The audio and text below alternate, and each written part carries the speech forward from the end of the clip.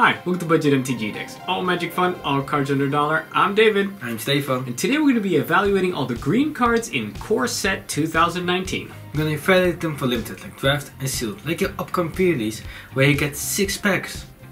Yeah, and we're going to be evaluating according to our 3-tiered system. Tier 1, you know this by now, these are your awesome cards, these win you the game. Tier 2, very powerful cards, auto includes if you're already in that color. Tier 3 are your filler cards, and the rest of the cards, they're just bad or too situational. We're going to put those aside. So let's not waste any more time and jump straight to the commons. Our first green common is Wall of Vines. A green, it's a 0/3 plant wall with defender and reach. But still, like we said before, 0/3 is no power, doesn't do anything, just put it aside. No. Next we have Talons of Wildwood for 1 and a green. So for 2 mana it's an aura that's going to give a creature +1/+1 and trample. And additionally for 2 and a green we can return this card from our graveyard back to our hand. Now, the reason why we don't like enchantments is because they can 2-for-1 us, so we lose both the creature and the enchantment. But this card is different, because this one, even if we do that later on in the game, we can pay 5 mana and just take this thing and pop it onto something else. And we can do that every time as they remove it, so that makes this substantially better. I think the +1/+1 and trample is more than enough actually to warrant an inclusion, and I would like to see this as a filler card. And like I always say, I really do love my trample. Yeah. And just pumping the toughness and the power and the toughness is just so good. Think about how good this is early and how good this is late. Early, you can put it on your 2/2 for 2 mana. So let's say you cast first your 2/2 at turn 2, then turn 3 you cast this. So now you're attacking with a 3/3 trample on turn 3. That's nice. It's going to be hard for people to stop that, so you're dealing damage. Then late game, maybe your thing dies, and then you pop in your bomb. You've got your 4/4 flyer, and all of a sudden it's a 5/5 flying with trample. Yeah. Or just any big creature. Yeah, it's wonderful. Yeah. Wonderful. Yeah, it's really good. Naturalize. 1 and a green, instant, destroy target artifact or enchantment. This one isn't that wonderful, it's situational, like we say, put it aside. Yeah. Root Snare for 1 and a green. It's an instant that prevents all combat damage that would be dealt this turn. This is what is known as a fog, after the converted mana costs 1 green instant which fogs, which also makes sure that you don't nobody does any damage. This one costs 1 more, but it's just not good. No, No. It's worse the fog. It's worse than fog, it's more expensive. You don't really want to play fog in limited anyways. Because it doesn't change the board state. It just bought you 1 extra turn, but it did cost you mana and a card. But Yeah. don't play it. Rapid Bite. 1 and a green sorcery. Target creature you control deals damage equal to its power to target creature you don't control. That means that they don't do damage back, which means that's actually really good. In green, that's perfect, because we already want to put fight cards in tier 2, and this one is even better, so tier 2, yeah, it's even better. It's the best green removal there is. Yeah. Just shooting your power at somebody's face, the creature's face. Yeah. Greenwood Sentinel for 1 and a green. It's a 2/2 for 2 with vigilance. So this is what is known as a bear with upside. Filler. The vigilance is not enough to push to tier 2, but it is a very solid filler card. Yeah, if you're looking for something to fill that gap, this was one of the first things you're picking. Yeah, very nice. Plummet, 1 and a green, instant, destroy target creature with flying. Yeah, just put it aside. Situational. Yeah. Highland Game for 1 and a green. It's a 2/1 elk, so I don't like the body, and when it dies you gain 2 life. I don't like the benefit, so I'm going to put this card aside. Just get something better. Titanic Growth, 1 and a green, instant, target creature gets +4/+4 until end of turn. That is so much. Only for 2 mana, it's a really good combat trick. Yeah, it will always make sure that whatever creature is blocking or you block with will be able to kill that thing. Druid of the Cowl for 1 and a green. We get a 1/3, so I do like my 1/3s for 2. The body's fine, and it also taps for a green. So early, it can just block, but it can also ramp. It does a lot of stuff. Fine filler card. Yeah. Oaken Form, 2 and a green. It's enchantment aura. Enchanted creature gets +3/+3. Put it aside. It gives you something big, but it's enchantments and gets 2-for-1, and you don't get any evasion or anything. So just put it aside. Yeah. Centaur Courser for 2 and a green. For 3 mana, we get a 3/3 vanilla. nice. This is actually pretty good. It's ahead on curve. You know, you get a very high power and toughness where you're paying. This is what green is known for, and this is a perfect example of just an adequate, okay card. Yeah, Elfish Rejuvenator. 2 and a green. It's a 1/1 elf druid. When he enters the battlefield, look at the top 5 cards of your library. You may put a land card from among them onto the battlefield tapped. Put the rest on the bottom of your library in a random order. It mana ramps you, maybe, most likely, but is it really relevant? I don't think so. Just put it aside. Yeah, the body's also terrible. Yeah. A Daggerback Basilisk for 2 and a green. We get a 2/2 Death Toucher. I love Death Touchers, especially like small Death Touchers for cheap because they're always trading up. I mean, if you got a 6 mana Death Toucher, that's not going to be trading up, but a 2 mana or a 3 mana Death Toucher is going to be doing lots and lots of work. And this was actually, usually our Death Touchers have 1 power, which means that they're fine for defense, but you can't really attack with them. But Daggerback Basilisk has 2 power, which means we're also happy attacking with it, making it really hard to block. And I would always play this if I was in green. Yeah, you really like your Death Touchers more than I do. But still, Death Touchers make it so much difficult to block, to attack. Yeah. Whistling Boar, 3 and a green. It's a 4/3 boar, and Whistling Boar can't be blocked by more than 1 creature. So 1-on-1 combat only, and this is a pretty big creature, so it makes it really difficult to get rid of it. So tier 3, good filler. Yeah, if they want to get rid of it, they're going to have to throw something substantial in front of it. Yeah. Next up is Giant Spider for 3 and a green. So for 4 mana, we get a 2/4 Reacher. Now, normally we already like our 2/4s for 4, because that's nice. It blocks a lot of stuff. But this one, it goes from tier 3 to tier 2. Why? Because of the reach. Now, we cannot underestimate how many flyers win games, and Giant Spider basically makes sure that all of these, except for the bombs, pretty much can't do anything to you anymore. So it shuts down that entire area, and that is not to be underestimated. Very strong. So tier 2. Tone White Wolves, 4 and a green. There are 4/5 wolves. It's a good filler, it's a pretty big creature, not really exciting, so tier 3. No, just a fine filler card, yeah. Rock's Oracle for 4 and a green. So for 5 mana, it's a 4/2, and when it enters the battlefield, draw a card.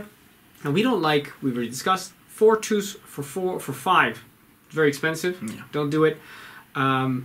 This one replaced itself, but it still requires a card slot in your deck, and I just think there's better stuff you can do for 5. That doesn't trade with a bear. Too. Exactly. The last common is Colossal Dreadmaw. This is a new card, or I don't know. I think we don't actually have to explain anything about this anymore, because I think everyone has seen this already like 5 times. At least, yes. So yeah, tier 1 for 6 mana. It's a 6/6 dinosaur with trample. Yeah. Yeah, I don't think if you looked at the last couple of videos, we already explained it multiple times. Yeah, people may not be happy that it gets reprinted in set after set after set, yeah. But if you're playing limited, you should be very happy to see this. Exactly, it's still a really good creature, and for me, I'm also not really happy about it, because it's just... You're not really happy about it? I'm not really happy that it gets reprinted every single set. But when we're talking about limited, yeah, it's a good card. Very, very strong. Wins games. It does. Trample. Absolutely. Those are the commons. Let's have a look at the uncommons. The first of the uncommons is Dryad Greenseeker for 1 and a green. It is a 1/3, so I'm already fine. That's on curve. And we can tap it to look at the top card of our library. If it lands a card, reveal it and put it into our hand. I mean, sure, you could do that, and you might get an extra draw to that, which is a land sometimes, but still don't feel bad about playing a 1/3 for 2, because it still blocks bears all day long. Yeah, but even if you're blocking anyways, then end of your turn. Yeah. And end of that turn. Sorry, end of their turn. Yeah. Yeah, so you don't actually lose anything by having that ability, by using that ability, and you can still attack with it. So also, yeah. Colossal Majesty, 2 and a green, enchantment. At the beginning of your upkeep, if you control a creature with power 4 or greater, draw a card. We would like to have a power 4 or greater constantly, but we don't always have that. And yeah, if we don't, it's not gonna do anything, so put it aside. Yeah. Gift of Paradise costs 2 and a green, so for 3 mana it's an enchantment. And it's an aura, which we're going to enchant a land with, and then we're going to gain 3 life, and that land is now going to tap for 2 mana of any 1 color. So it mana ramps us. But I just don't think that we're going to be wanting to use this, except, of course, if you really have to ramp, then this is one of those cards that will help you with that. But if you're going 2 colors, you've got your normal mana curve, this is totally unnecessary. So just put it aside. Exactly. And also, if you're playing multiple colors, then it also doesn't color fixes you. It does. Oh, color fix you. Okay, but it doesn't give you multiple different colors. No. It's also of one color, yeah. Grappa Guide. 2 and a green. It's a 3/2 elf scout, which is already decent. And for 2 and a green, target creature you control can be blocked by creatures with power 2 or less this turn, which makes it pretty interesting, but not interesting enough to push it in tier 2, so still tier 3. Yeah, I like the body though. 3/2 for free. Exactly. It's fine. Reclamation Sage is the next card for 2 and a green. So for 3 mana, it is a 2/1 elf shaman. Body is no good. And when it enters the battlefield, destroy target artifact or enchantment. Also very situational. Just put it aside. Recollect. 2 and a green, sorcery. Return target card from your graveyard to your hand. It can be anything, and I really like that. So tier 3, pretty good filler. Branchwood Armor is up next for 2 and a green. So for 3 mana, it's an aura that's going to give enchanted creature +1/+1 for each forest we control. Now, we're going to be playing 2 colors. The +1/+1 for each forest might give you maybe +2, maybe +3. No evasion. No, don't play it. And you get 2 for 1. This is just terrible. Exactly. And if you only draw one of your forest, then it's just not You're good. just not happy now. Druid of Horns. 3 and a green. It's a human druid, a 2/3, and whenever you cast an aura spell that targets Druid of Horns, that's already where we go wrong. Create a 3/3 green beast creature token. Yeah, just don't play it. Don't try to make this work. Yeah. Put it aside. You don't want to be playing so many auras. No. Then Vine Mare is next for 2 and 2 green. So for 4 mana, we get a 5/3 with hexproof. Alright, that's alright. And it can't be blocked by black creatures. Okay, incidental upside. Basically, just having it be a 5/3 with hexproof, I'm very happy with. Filler, not enough to push it into tier 2, not an auto-include, but a solid creature, which is what we come to expect from green. Yeah.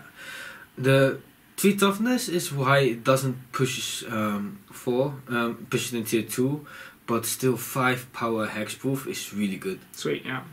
Vigilant Bailout. 3 and 2 green, it's a 5/5 beast with vigilance. What's more to love? Tier 2, big creature, can attack, can block, can do it after each other, good. Yeah, it's very solid. Up next, Declare Dominance for 3 and 2 green. It is a sorcery for 5 mana. Target creature gets +3/+3 until the end of turn, and all creatures able to block it do so. So that means that it is basically removal, because we're going to be attacking with something that's going to be probably at least 5 power and toughness, if not larger. We're going to be able to, everybody's going to block that creature. We're going to choose the best stuff we want to kill. And the rest of our team can also go along and attack because they will not be able to be blocked in essence. So it does multiple things. Removal and makes the rest of our stuff unblockable. Tier 2. Yeah, and that's what's really important with this one, because that means the rest of the team can just swing in.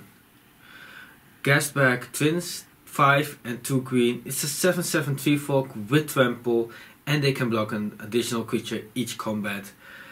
I like it a lot. 7/7 with trample. Yeah, just play it. And if you keep it on defense, it can actually block multiple things, which is already really good because this is such a big creature. Yeah, they won't be able to attack you anymore. And if you do have a relatively okay board state, then just swing in with a 7/7 trample. Ends the games super fast. I think this will win you the game, so tier 1. Absolutely. That is the last of the uncommons. Let's have a look at the rares. Our first rare is Hungering Hydra.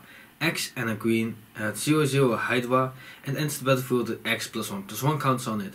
Hungering Hydra can be blocked by more than one creature, which is really nice because it can get so big already when you cast it. And then Hungering Hydra whenever Hungering Hydra is dealt damage, put that many +1/+1 counts on it, which means every time it gets damage, it just grows and grows like a Hydra should. Tier 1, this will win you the game. It doesn't have evasion, but it gets out of hand so fast. Yeah, I would just play it turn 6, let's say, make it into a 5/5. I think even a 4/4 would be good enough. 4/4 might even be alright as well, yeah. Perfect. A Thorn Lieutenant for 1 and a green. We get a 2/3 Elf Warrior for only 2 mana. Ooh. That is really, really a great deal. And whenever it becomes a target of spell or ability an opponent controls, we're going to create a 1/1 green elf creature token. Okay. Upside. So if somebody kills it, then we can replace itself with a 1/1. Okay, fine. And for 6 mana, it's going to get +4/+4 until the end of turn. So early, it is insanely large. And late game, we can also make it insanely large. And the cool thing is this is repeatable, so should we have 12 mana, we can just do it twice. But, yeah, unlikely. But this is a perfect example of a card that's good early and good late, so that's tier 2. Yeah, it does all kinds of good stuff. Yeah. Elfish Clan Color.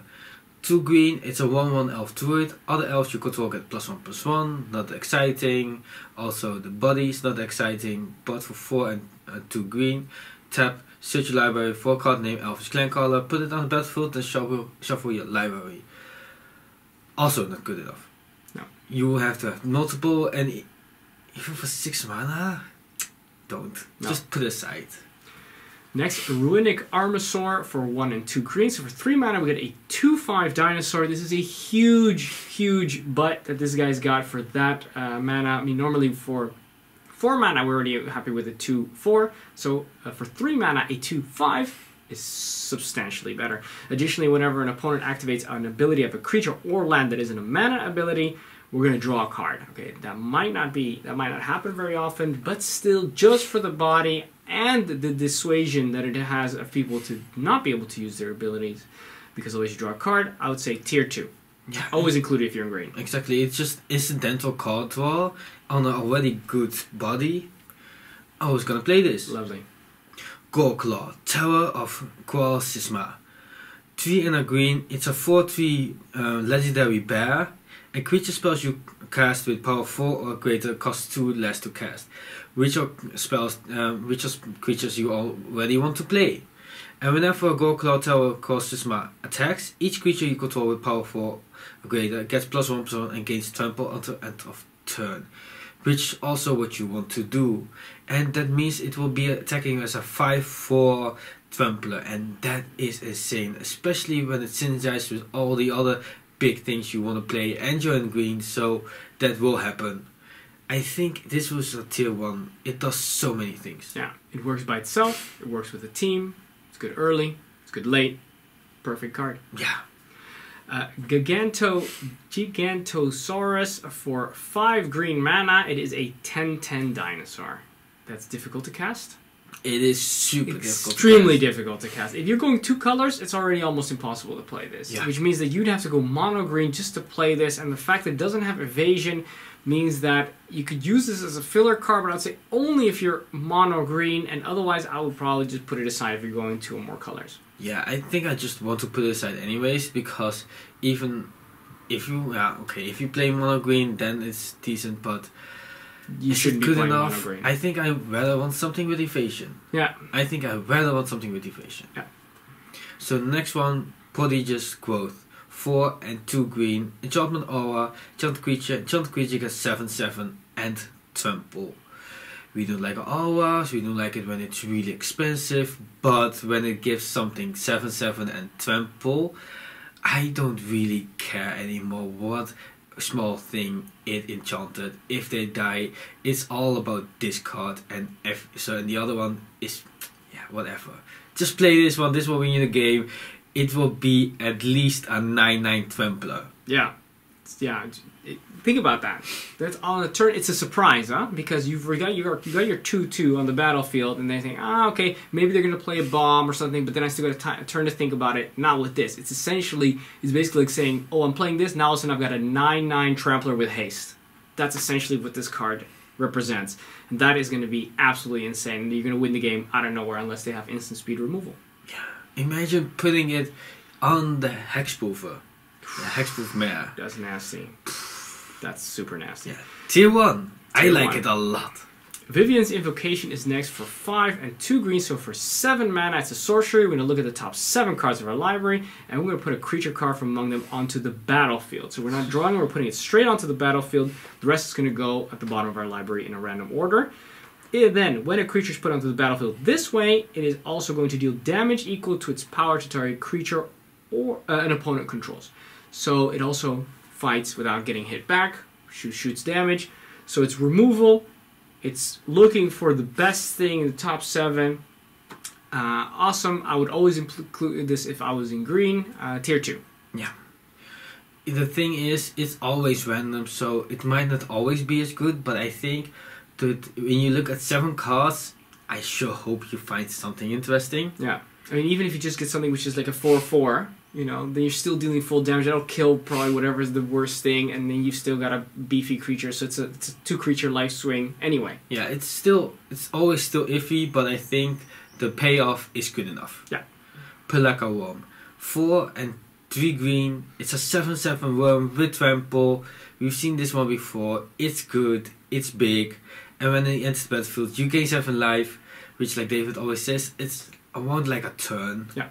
And when he dies, you can draw a card. Also, things we want to do. They use a card to remove it. You still get a card from it.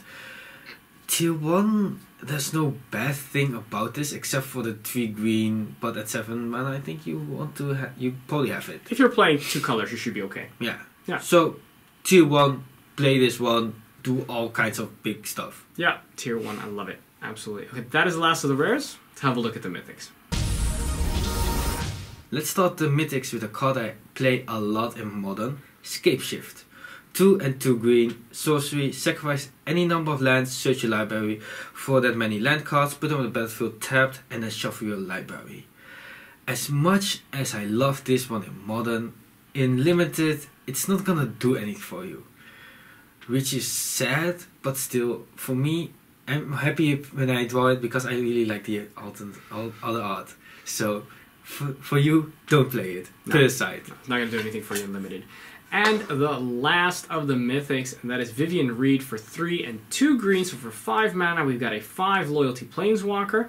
Her +1 is to look at the top cards of our library and then revealing a creature or land from among them, put it into our hand, and the rest of the bottom of the library any order. So that's nice card advantage with the +1. So that's already very, very decent.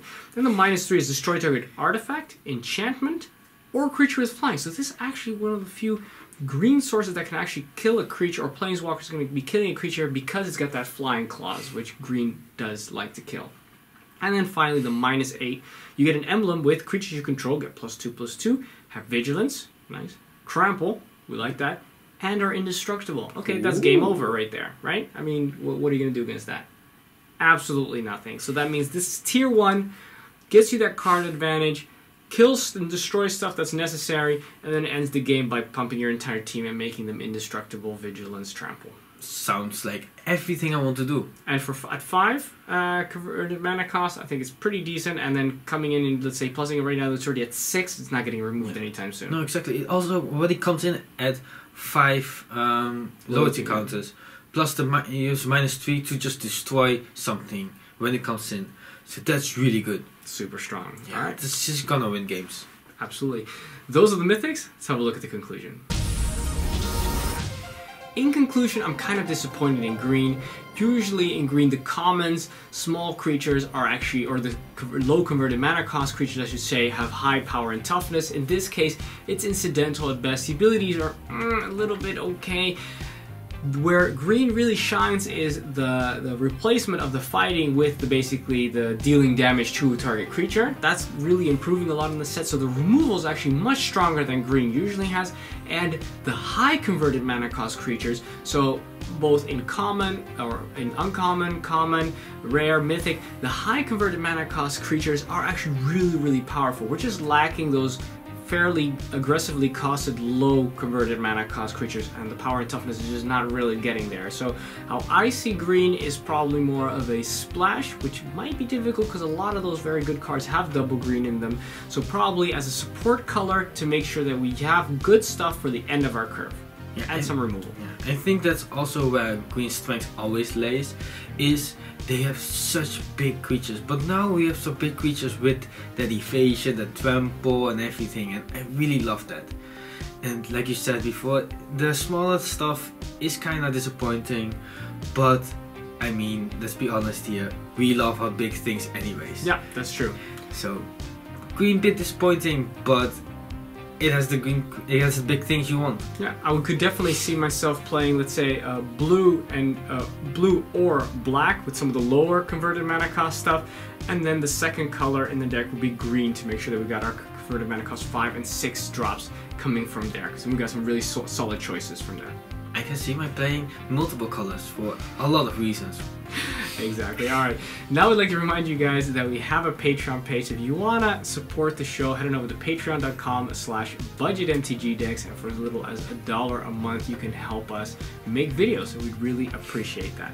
Also join us on Facebook, Instagram, and Twitter, on the socials as we call that, and you can talk to us there, and you can see pictures of behind the scenes stuff, and we share pictures of non-budget upgrades for our deck techs, so head on over there at Budget MTG Decks.